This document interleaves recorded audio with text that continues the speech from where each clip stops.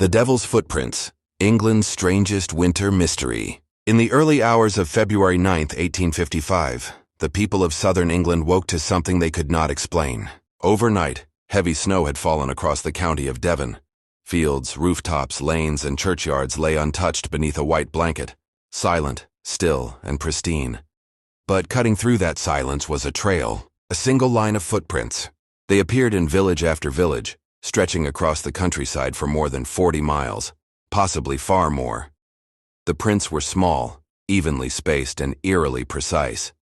Each one measured just a few inches long and resembled a cloven hoof, split cleanly down the middle.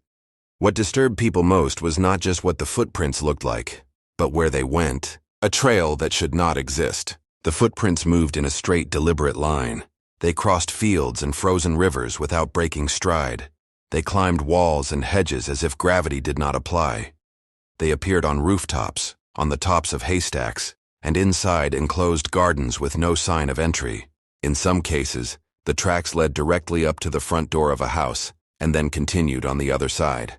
No broken wood, no disturbed snow, no explanation. In the town of Topsham, witnesses followed the prints to a sheer riverbank, where they vanished at the water's edge, only to reappear on the opposite side, as though whatever made them had crossed the river without touching it.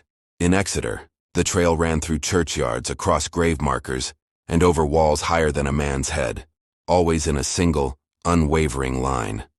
The spacing between each footprint was identical, as though made by something walking calmly, methodically, purposefully. Fear takes hold. By morning, panic spread. Farmers, clergy, and local officials all examined the tracks. No animal known to them could account for what they were seeing. Horses did not walk in single file. Goats did not climb rooftops. Badgers and foxes left messy, irregular prints, not these neat, symmetrical marks. Newspapers across England began reporting the phenomenon.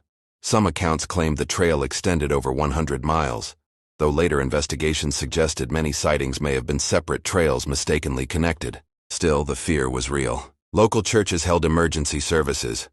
Some residents refused to leave their homes after dark. Others placed Bibles, crosses, and holy symbols at their doors.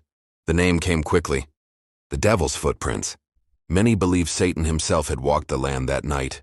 Scientific explanations and problems.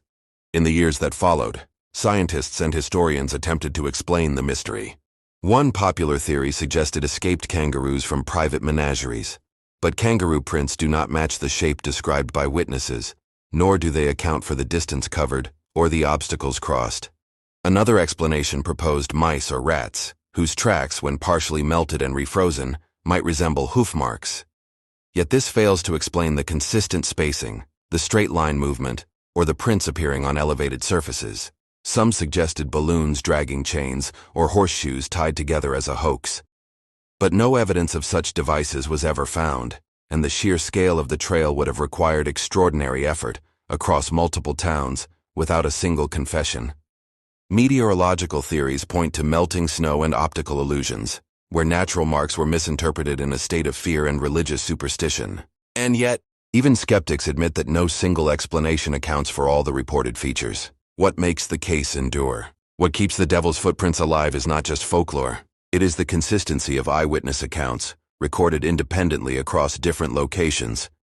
It is the involvement of clergy, scientists, and local authorities, people not easily dismissed as hysterical. And it is the simple fact that nothing like it has happened again. No confirmed animal migration, no proven hoax, no definitive scientific solution.